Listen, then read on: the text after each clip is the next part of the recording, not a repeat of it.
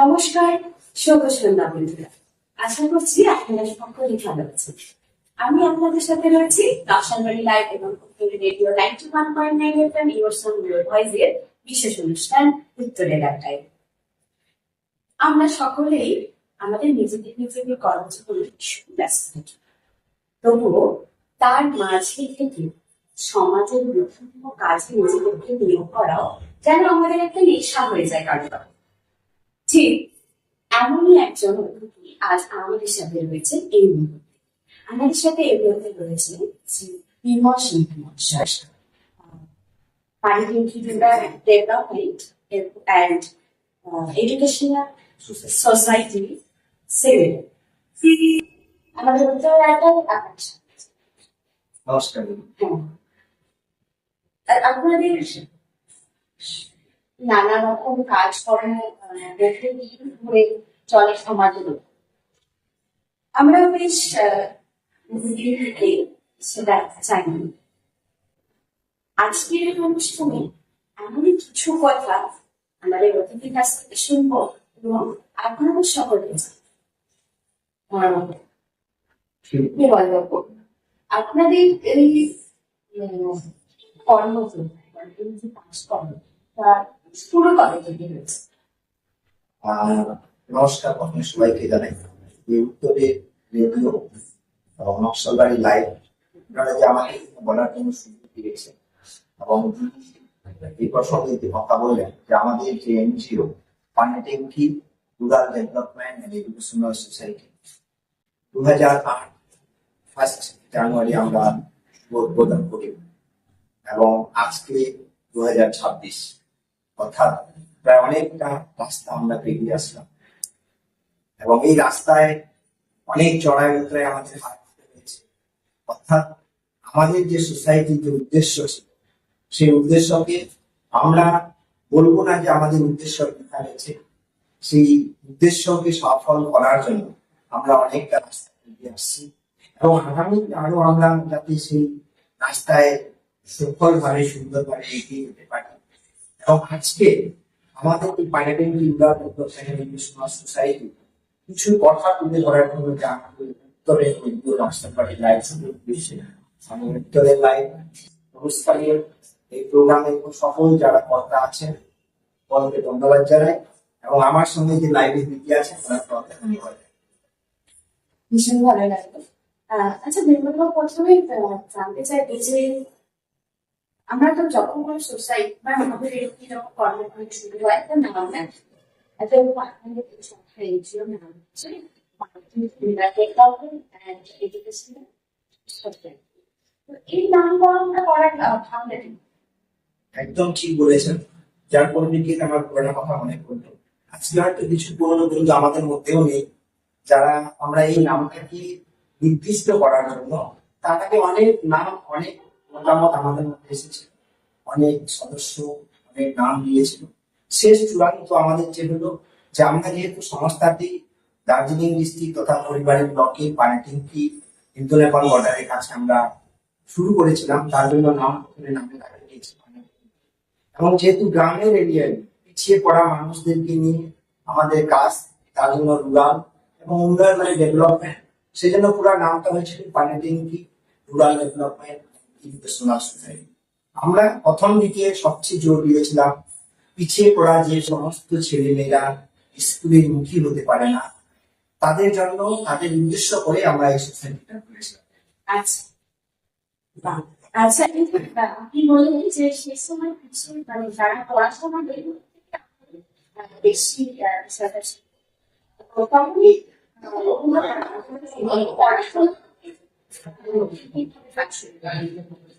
আসলে 2008 এবং 2009-10 আমরা নিজেরা সোসাইটিতে জায়গা দিয়ে সোসাইটির উদ্দেশ্যে সোসাইটির সহায়কে সেলফ কন্ট্রিবিউশনে বিভিন্ন সমাজমূলক কাজ করিয়েছিলাম সরকারকে তথা সমাজকে দেখানোর জন্য।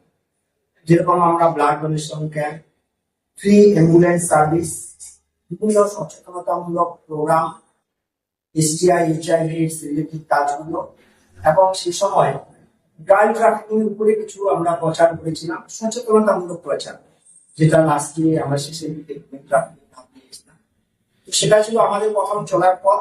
তারপরে 2012 সালে আমরা সেন্ট্রাল গভর্নমেন্টের একটা প্রজেক্টে কাজ করেছিলাম, সেটা হলো national child labour scheme.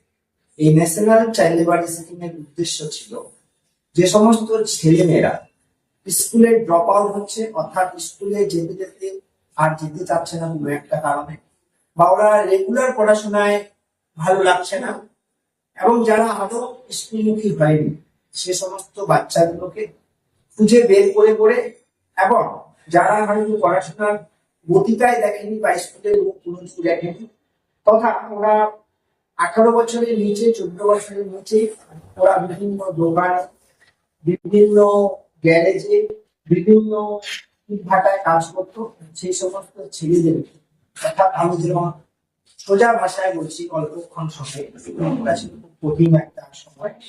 Central government আমাদেরকে বলেছিল আপনারা যদি করতে পারেন, আমাদের সদস্য, আমাদের মেম্বারসরা এবং কিছু স্টাফ কি গভর্নমেন্ট করেছিল। তো স্টাফ দিয়ে শুধু কাজ হবে না, আমাদের সোসাইটি সকল মেম্বারসরা আমরা একদম প্রচেষ্টার মাধ্যমে সেই রিমোট এরিয়াগুলোতে আমরা কাজ করেছি। এবং ক্যান্সেল প্রজেক্টটা যদি বলতে হয়, সেই সময় আমরা প্রায় 12 বছর কাজ করেছিলাম, 2012 থেকে 2024। এই 2012 থেকে 2024-এ আমি ডিটেলসটা এই অল্প সময়ে না বললে কিছু অভিজ্ঞতা দিতে আপনারা সুযোগ দেন। হ্যাঁ, অবশ্যই আমরা এই সমস্ত সুবিধা চলিতে এমন কিছু ছেলে মেয়ে ছিল যারা হয়তো ভাষা মিশতো না। ভাষা বলতে আমরা যেরকম স্কুলগুলোতে এখন বাংলা ভাষায় কথা বলি, হয়তো বাংলা ভাষাটাই ওদের অসুবিধা হয়েছে বলে বিভিন্ন এসটি ক্যাটাগরি, যারা আজকে এরিয়াটা আমি বলি দুর্গাচক, আমাদের এলাকা কিন্তু সতীশচন্দ্র ফাঁসি দেওয়া, চা বাগানে, বিভিন্ন এলাকা থেকে ওদেরকে আমরা স্কুলে করি, এবং ওদের কারণ বুঝতে গিয়ে আমরা বুঝতে পারি যে স্কুলে ওদের বিশাল সমস্যা হচ্ছে, যাতায়াতের সমস্যা হচ্ছে, এবং তাদেরকে যে রেগুলারিটি স্কুলের মধ্যে যে নিয়ম ধারায়, নিয়মের মধ্যে স্কুল টাইম হবে, পড়াশোনা হবে, ছুটি হবে, সেটা তাদের ভালো লাগতো না। এবং আমাদের টোটালি সেন্ট্রাল গভর্নমেন্টের এই প্রজেক্ট ছিল বাচ্চাদের উদ্দেশ্যে, বাচ্চাদের মতো করে ওদের কাছে পৌঁছাতে হবে। সেই উদ্দেশ্যে আমরা প্রায় এই 12 বছরে আমাদের রেজিস্টার্ড ওয়াইজ যদি আমরা কথা বলি, 7 থেকে 800 জন ছেলে মেয়েকে স্কুলমুখী করে তারা আজকে বিভিন্ন কর্মসংস্থানে যুক্ত। এবং এখন আমাদের প্রজেক্ট বন্ধ হওয়া সত্ত্বেও আমাদের বিভিন্ন টিচারদের সাথে আমাদের সাথে দেখা হলে এখনো স্যার, নমস্কার, এই কথাগুলো বলে। এবং তারা এই কথাগুলো বলতে গিয়ে আমার মনে পড়ে যে সমাজে অনেক শিক্ষিত মানুষের সাথেও আমাদেরকে বিভিন্ন ভাবে বাধার সম্মুখীন হতে হয়েছে। হয়তো তারা ভেবেছিল আজকে এই সংস্থা ভুল করেছে। যেমন উদাহরণ দিই, আমরা এই নকশাবাড়ি লাইভ করছি, নকশাবাড়ি কিছু দোকান ছিল সেই সময়, যারা 14 বছরের ছেলে মেয়েগুলোকে 8 থেকে 9 বছরের ছেলে মেয়েগুলোকে কাজে নিত, এবং আমরা এসে 2বার 3বার করে নকশাবাড়ি প্রশাসনের সহযোগিতায় তাদেরকে প্রথমে সচেতন করে যেতাম যে এই ছেলেগুলোর জায়গা হতে পারে স্কুল, এই ছেলেগুলোর জায়গা হতে পারে পড়াশোনায়, কিন্তু অথচ হতে পারে পারিবারিক অসুবিধার কারণে, পরিবারের মানুষদের ভুল বুঝার কারণে তারা স্ব ইচ্ছায়, দোকানদারদের কথা, তারা স্ব ইচ্ছায় আমাদের দোকানে এসে কাজ করে। আপনারা কি এদেরকে পয়সা দিবেন? আপনারা কি এদের পয়সা দিয়ে বাংলাকে চালাতে পারবেন? আমরা বিভিন্ন প্রশ্নের সম্মুখীন হয়েছিলাম। হয়তো সেই সময় তাদেরকে সেই প্রশ্নের উত্তরে তাদেরকে বুঝাতে না পারলেও ধীরে ধীরে 2 বছর 3 বছর পরে ওনারাও বুঝতে পেরেছে যে national child labour programme scheme, যেখানে 14 বছরের নিচে বাচ্চারা যারা দোকানে কাজ করবে সেটা হলো চাইল্ড লেবার, শিশু শ্রমিক। সেই শিশু শ্রমিকদেরকে আমরা উদ্ধার করে ওদেরকে আমরা নিয়ম মাফিক পড়াশোনা না, ওদেরকে নিয়ে নিয়ে নাচ, গান, বিভিন্ন টেলারিং, কাটিং এর মাধ্যমে পড়াশোনা শেখানো, এবং তৎসঙ্গে সেই সময় আমাদের ওয়েস্ট বেঙ্গল গভর্নমেন্ট এবং সেন্ট্রাল গভর্নমেন্টের সহযোগিতায় তাদেরকে স্কুলমুখী করে আমরা আমাদের স্কুল থেকে যখন তারা বের হয়ে যেত পরে আমরা আমাদের বাড়িতে যে এমএসকে স্কুল আছে সেই এমএসকে স্কুলে অনেকজনকে অ্যাডমিশন করিয়েছিলাম। পরে নন্দপ্রসাদ বয়সে আমরা অ্যাডমিশন করেছি। কিছু লেভেলে আমরা বাকি স্থানীয় অ্যাডমিশন পেয়েছিলাম।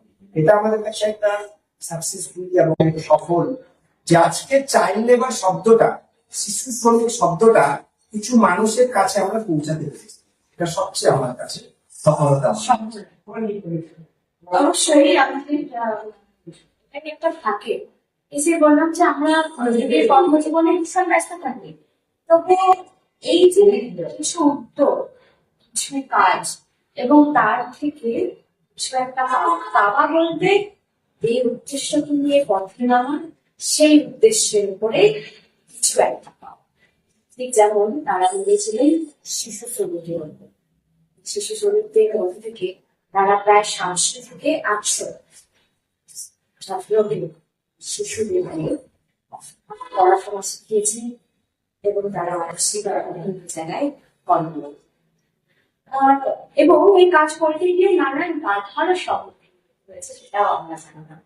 অবশ্যই যে কাজ করতে যাবো বাধা না এলে এগোবো কিভাবে, এটাই তো সংক্ষেপ। আচ্ছা, এই যে ভাবনাটা নেওয়া হলো যে শিশু শ্রমিকদের উপরে কাজ হবে, তাদেরকে নিয়ে এসে আমরা পড়াশোনা শেখাবো, তাদেরকে নিজের পায়ে দাঁড়াতে সাহায্য করবো, তাদের পরিবারের ভালো হবে, এই ভাবনাটা, এটা কি মানে কোনোভাবে নিজেদের মধ্যে কথা বলেই আসা, নাকি কোথাও কিছু দেখে মনকে নাড়া দেওয়া যে না এই কাজটা আমাদের করতে হবে? এই প্রশ্নের পরিপ্রেক্ষিতে দিদি হয়তো আমার সম্বন্ধে কিছুটা বলতে হবে। আমি আমার সম্বন্ধে কিছু বেশি হাইলাইট করবো না, কারণ আমি যখন পড়াশোনা শেষ করি সেই সময়ে এখানে একটা এনজিও কাজ করতো। সেই এনজিওতে আমি প্রথম যে সোশ্যাল ওয়ার্কার হিসেবে যুক্ত, এবং তারপরে মাস্টার ডিগ্রি সোশ্যাল ওয়ার্কের উপরে পড়ার পরে বুঝতে পারলাম যে আমরা শুধু আমাদের মতো ছেলেমেয়েরা শুধু পড়াশোনা করে নিজের লাইফে দাঁড়াতে হবে না, সমাজের জন্য কিছু কাজ করতে হবে। আমাকে সমাজের জন্য কিছু কাজ করার জন্য, এগিয়ে আসার জন্য আমার যে মাস্টার ডিগ্রি সোশ্যাল ওয়ার্কের উপরে, এটা আমাকে প্রেরণা জাগিয়েছে আমার লাইফে। এবং আমি ভাবলাম যে শুধু আমার একার দ্বারাই হবে না, তাহলে আমাকে আমার গ্রামে, আমার আশেপাশের অঞ্চলে কিছু শিক্ষিত ছেলে মেয়ে, যারা শিক্ষিত, আমি শুধু পড়াশোনায় বলবো না, যারা মন থেকে চায় যে আমরা সমাজের জন্য কিছু করি, আজকে তারা সবাই এগিয়ে আসছে বলেই দিদি আমরা সেটা করতে পেরেছি। এবং সোসাইটিটার নাম পরিপ্রেক্ষিতে আমি বললাম এডুকেশনাল শব্দটাকে আমরা যোগ করেছি। এজন্যই সে সময় আমরা দেখতাম, আজকে যে আমরা 2026-এ যেখানে দাঁড়িয়ে আছি মোবাইলের যুগে, সে সময় দিদি মোবাইল ছিল না, সে সময় এই যোগাযোগ ব্যবস্থা ছিল না, রাস্তাঘাট ছিল না, ইলেকট্রিসিটিও সেই সময় সব জায়গায় পৌঁছাতে পারেনি। আমরা দেখতাম বহু অনেক জায়গায়, এবং বিশেষ করে যখন আমি বাজারে যেতাম, কোথাও মিষ্টির দোকানে বা সাইকেলের গ্যারেজে, যেগুলো আজকে হয়তো চোখে খুব কম পড়ে, অনেক ছোট ছোট ছেলে মেয়ে তারা মিষ্টি খেতে বসলে সেই প্লেটটা আমার সামনে নিয়ে আসছে একটা ছোট্ট 12 বছরের ছেলে। এবং আমরা যখন কোথাও ইট ভাটার কাজ দিয়ে যেতাম, দেখতাম ইট ভাটায় তাদের মা বাবাদের সাথে কাজ করতো ছোট্ট ছোট্ট ছেলে মেয়েরা, হয়তো তাদের জায়গা হওয়ার দরকার ছিল।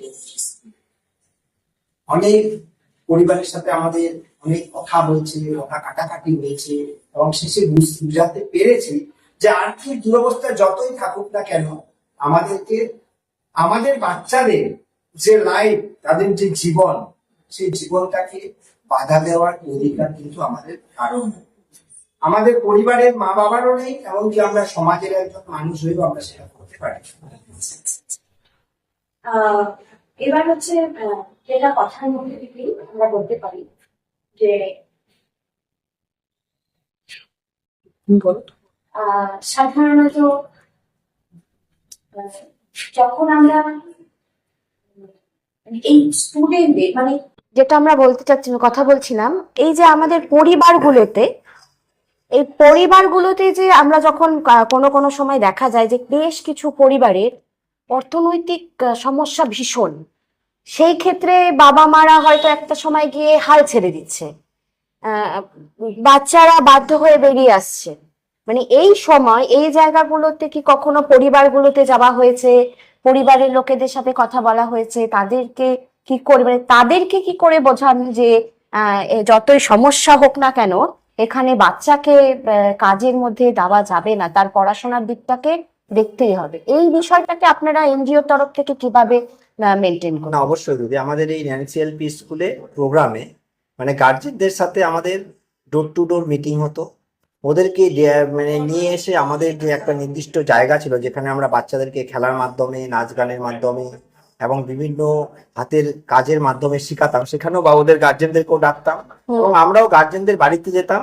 এবং দিদি, এটা ঠিক যে অনেক গার্জেনকে আমি বলার প্রসঙ্গে প্রথমে বলেছি যে অনেক গার্জেনদেরকে আমাদেরকে মোটিভেট করতে হয়েছে যে আজকে আপনারা যে দুরবস্থার কথা বলছেন, আর্থিক অবস্থার কথা বলছেন, সেটা তো আর্থিক অবস্থার অনটন তো আছেই, কিন্তু যদি আজকে এই বাচ্চাটি যার স্কুলে থাকার কথা, যাকে আজকে কিছু জ্ঞান নেওয়ার কথা, সে যদি সেটা না নিয়ে দোকানে বা কোথাও কাজ করে, অর্থাৎ স্কুলমুখী না হয়, তাহলে আজকের যে অবস্থা, যা কঠিন অবস্থা বা আজকে যে কষ্ট হচ্ছে, ভবিষ্যতে কিন্তু তার চেয়ে বড় কষ্ট হতে পারে। এটা আমরা গার্জেনদেরকে বুঝাতে পেরেছি। কিন্তু আজকে এনসিএলপি প্রজেক্ট বন্ধ হয়ে গেলেও আজকের বর্তমান শিক্ষা ব্যবস্থা চাচ্ছে যে বিভিন্ন জায়গায়, যখন আমরা এখন 2026-এ দাঁড়িয়ে আমরা সবাই বুঝতে পারতেছি যে স্কুলমুখী বিভিন্ন কাজকর্মগুলো টিচারদেরকে দিয়ে করাতে হবে। যারা স্কুলে আসছে না, ড্রপ আউট হয়ে যাচ্ছে, তাদেরকে কারণ বসাতে হবে, অর্থাৎ প্রত্যেককে স্কুলমুখী হতে হবে।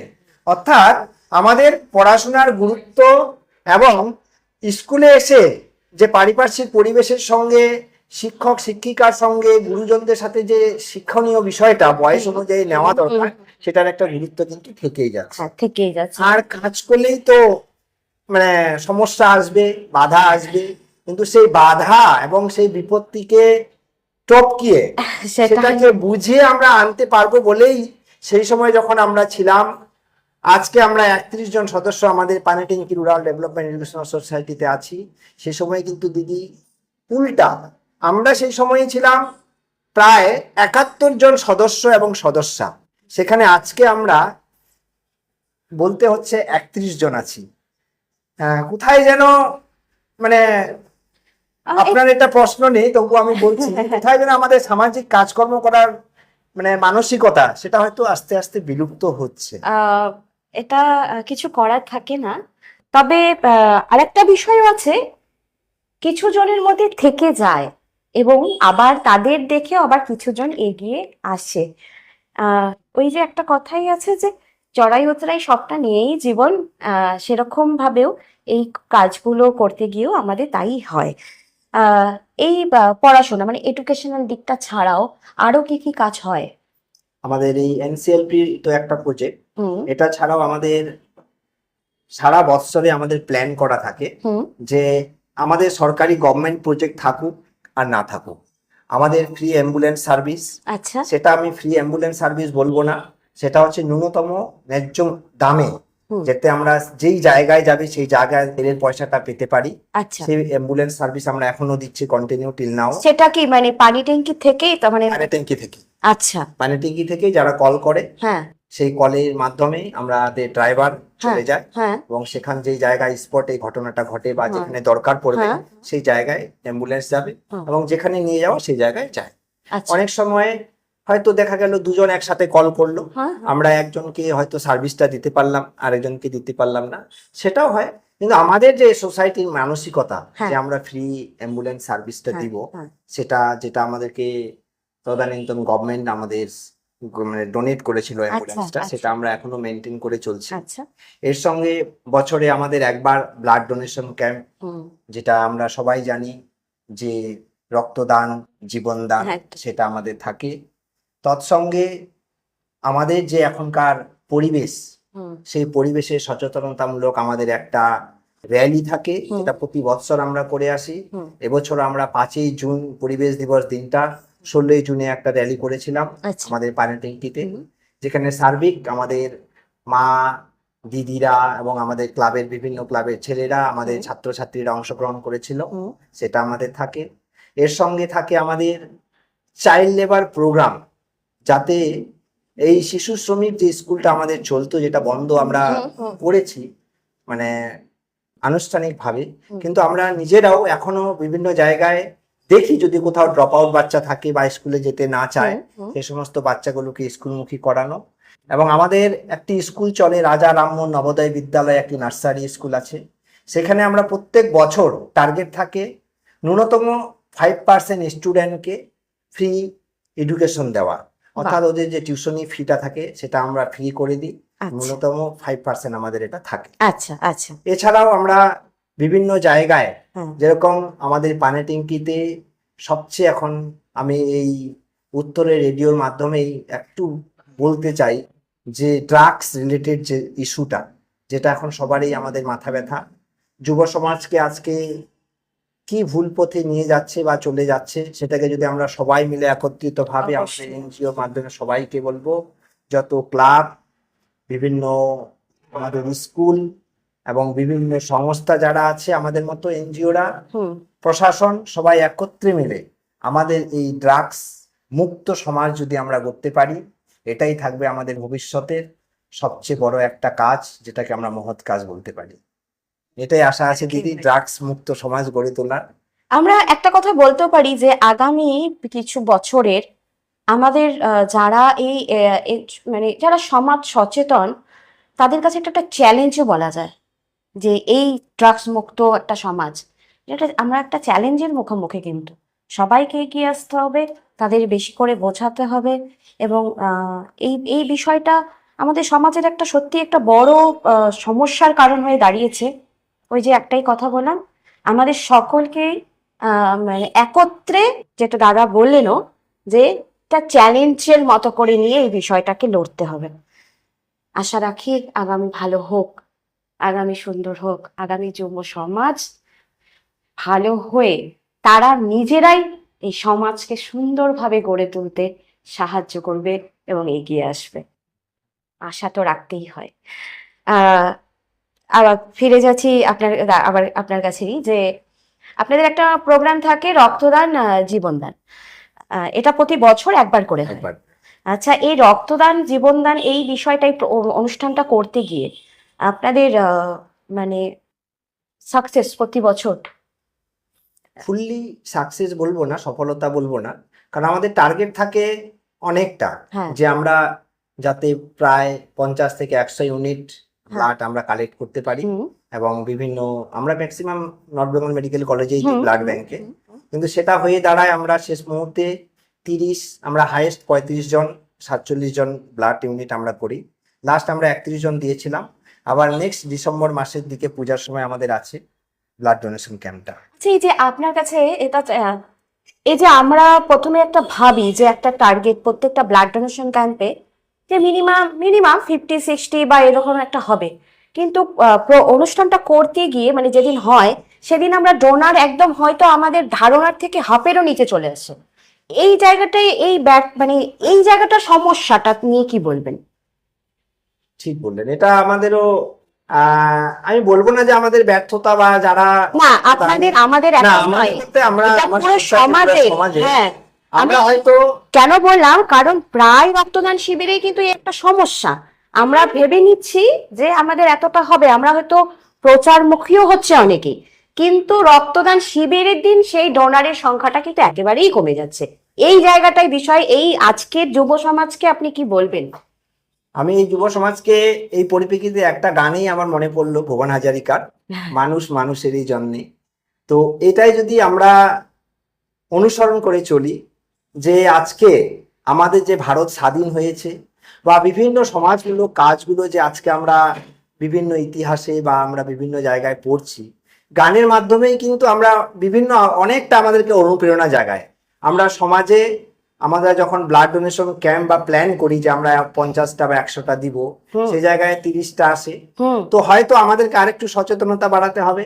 আজকে যেরকম উত্তরের রেডিও আমরা গত অক্টোবর মাস থেকে দেখছি, 1 বছর প্রায় হতে চললো, এরকম বিভিন্ন সচেতনতামূলক বা মানুষের ঘরে পৌঁছে দেওয়ার মতো যদি বিভিন্ন চ্যানেলগুলো আসে, যে ওদেরকে বলে যে বিভিন্ন আজকাল তো সবাই বড় মোবাইল ইউজ করে, অবশ্যই সবাইকে যদি এই সচেতনতা বাড়ানো যায় যে রক্তদান জীবনদান, এবং রক্ত দান করার পরে আমাদের শরীর অনেকে ভাবে যে দুর্বল হয়ে যায়, সেই দুর্বলতা থাকে না।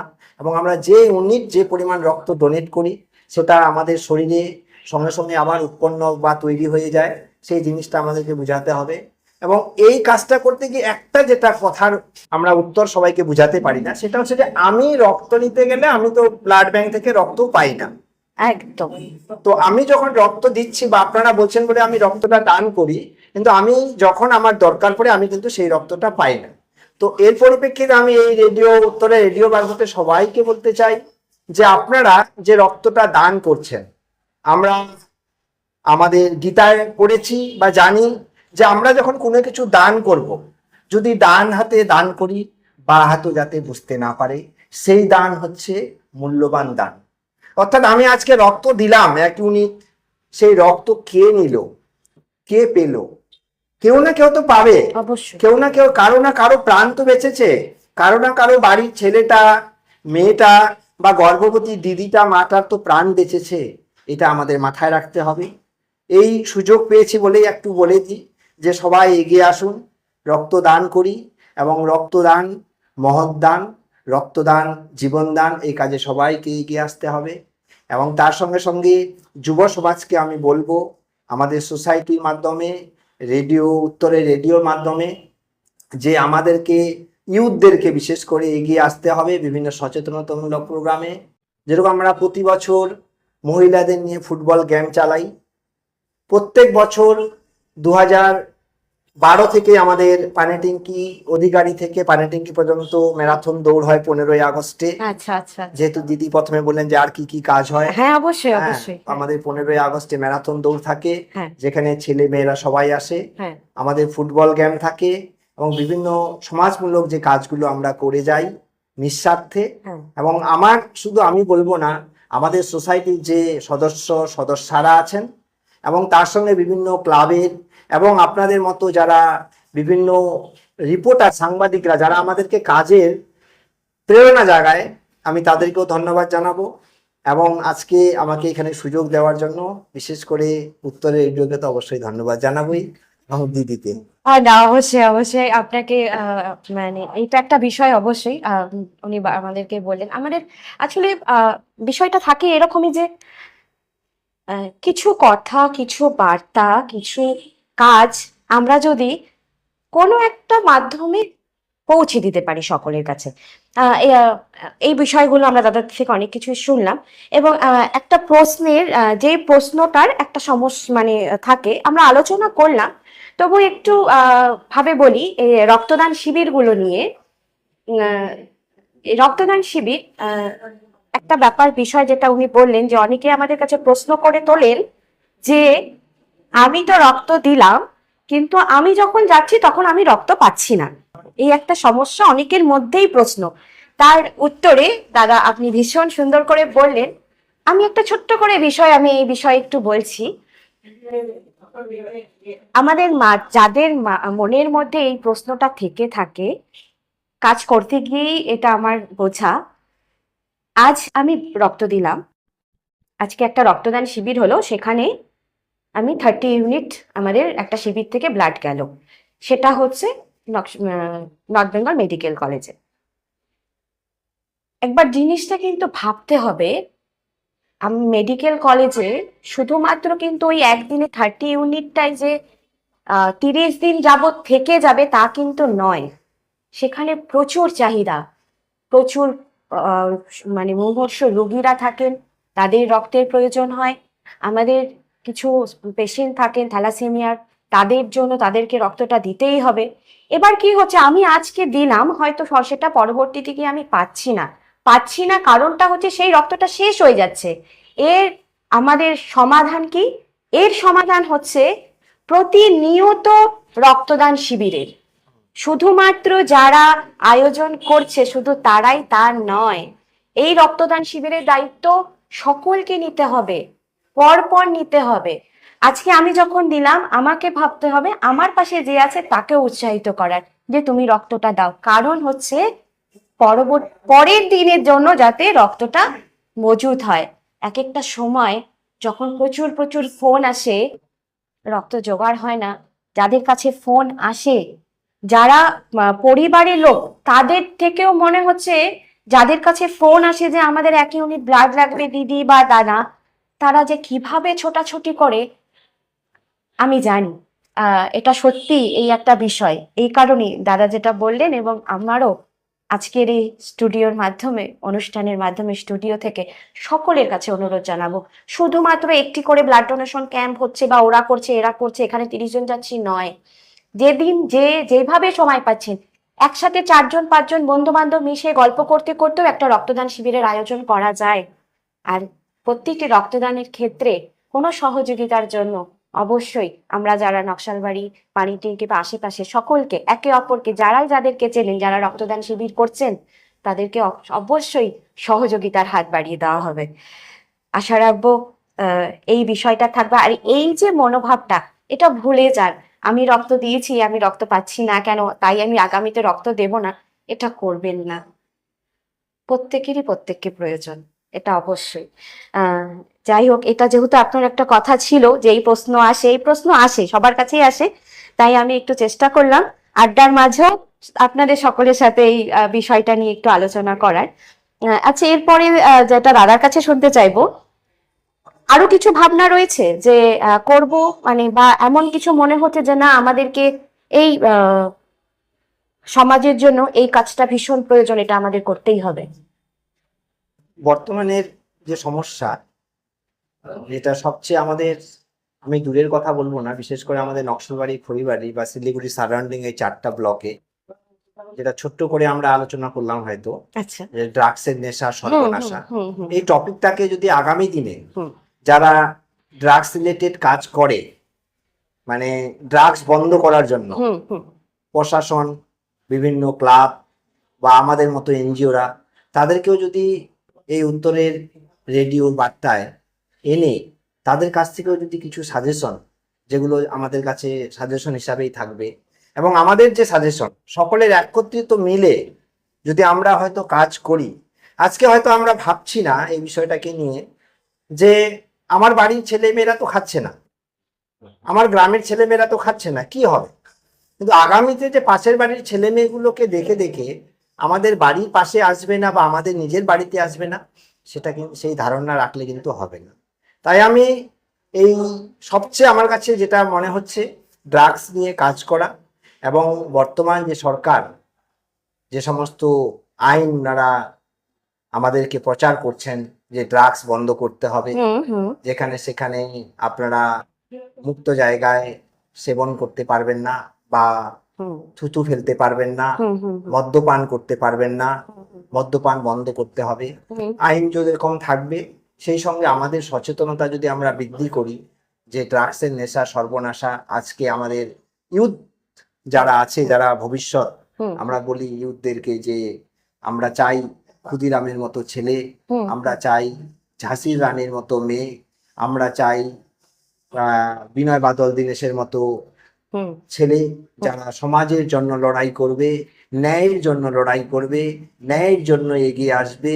আমরা চাই আমাদের প্রেসিডেন্ট আবুল কালাম আজাদের মতো সায়েন্টিস্ট যারা এগিয়ে আসবে, যুবরা, সেই যুবরা যাতে সেই রাস্তায় যায়, ড্রাগসের রাস্তায় গিয়ে তারা যাতে আজকে আমাদের সামনে ড্রাগস নিয়ে বিভিন্ন সমস্যায় জর্জরিত না হয়। আর যে সমস্ত দাদারা বা আপনারা আছেন যারা বিক্রি করেন, আজকে আমি এর মারফতে আপনাদেরকে জানাবো যে আপনারাও ধীরে ধীরে ভাবেন যে যাদেরকে আপনারা ড্রাগসটা দিচ্ছেন, যে আয়ের জন্য ড্রাগসটা দিচ্ছেন, হয়তো আপনার অল্প সময়ের জন্য আয়টা হচ্ছে, আপনি বাড়ি ঘর বানাচ্ছেন, গাড়িতে ঘুরছেন, সেটা ঠিক আছে, কিন্তু আপনাকে দেখতে হবে শত শত যুবক যুবতীরা আজকে রাস্তায় ডিপ্রেশনে পাগলের মতো ঘুরে বেড়াচ্ছে, যাদের ভবিষ্যৎ কিন্তু খুব অন্ধকার। আমাদেরকে মনে রাখতে হবে HIV এইডস বলে একটা মারাত্মক ভাইরাস, যেটা দিনের পরে দিনে আমাদের সমাজে কিন্তু বাড়ছে, যার একটা কারণ ড্রাগস।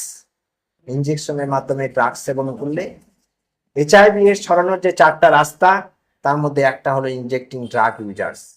এটা কিন্তু ধীরে ধীরে আমাদের নকশালবাড়ি, পানিট্যাঙ্কি, খড়িবাড়ি ব্লকে ছড়াচ্ছে, এবং বর্তমান যা রেশিও আমরা দেখছি আমাদের উত্তর দিনাজপুর, ওয়েস্ট বেঙ্গলের মধ্যে দক্ষিণ দিনাজপুর, তৎসঙ্গে আমাদের দার্জিলিং ডিস্ট্রিক্টও কিন্তু ভয়াবহ একটা রূপ নিচ্ছে। তাই আগামী দিনে আমরা যুব সমাজরা, আগামী দিনে আমাদের মতো সংস্থা, আমাদের মতো প্রশাসন যারা আছেন, সবাইকে এগিয়ে আসতে হবে। আমরা চেষ্টা করি না, আমরা সবাই মিলে চেষ্টা করি যে যদি ড্রাগস মুক্ত সমাজ সেটাই। আমরা আগামী দিনে দেখতে পারি, সেটাই হবে আমাদের সবচেয়ে বড় আগামী দিনের সফল। অবশ্যই আমাদের সকলের প্রচেষ্টা সমাজের কিছু একটা ভালো। আর উনি যেমন বললেন, প্রত্যেক যুবক যুবতীরা এগিয়ে আসুক এবং আমরা সকলে একত্রে হাতে হাত ধরে একটি সুন্দর সমাজ গড়ে তুলি। আপনাদের জন্য রইল অনেক অনেক শুভেচ্ছা। আগামী 15ই আগস্ট আপনাদের অনুষ্ঠান রয়েছে, তারপর মহিলা ফুটবল টুর্নামেন্ট। Camps আছে, হ্যাঁ। হ্যাঁ, সবকিছুর জন্যই রইল অপরন্ত শুভেচ্ছা। অনুষ্ঠান ভীষণ সুন্দর হোক এবং এই যে কর্মকাণ্ড, যে বিভিন্ন কাজকর্মগুলো চলছে, তা ধীরে ধীরে আরো অনেকটা পথ এগিয়ে যাক এবং এই যে সদস্য সংখ্যা, এই সংখ্যা যেন আপনাদের কাজ দেখে আরো অনেকটা বৃদ্ধি হয়। এভাবেই তো সুন্দর সমাজ গড়ে উঠবে। এবং আজ এই স্টুডিওর মাধ্যমে বিমলবাবু যেসব বার্তাগুলো আপনাদের কাছে পৌঁছলেন, আশা করি ভীষণ গুরুত্বপূর্ণ এবং আগামীতে অনেকটা সহযোগিতা করবে। আর এই কাজ এগুলো চলতেই থাকুক, সকলে এগিয়ে আসো এবং তার সাথে আপনারা সকলে ভীষণ ভালো থাকবেন, সুস্থ থাকবেন।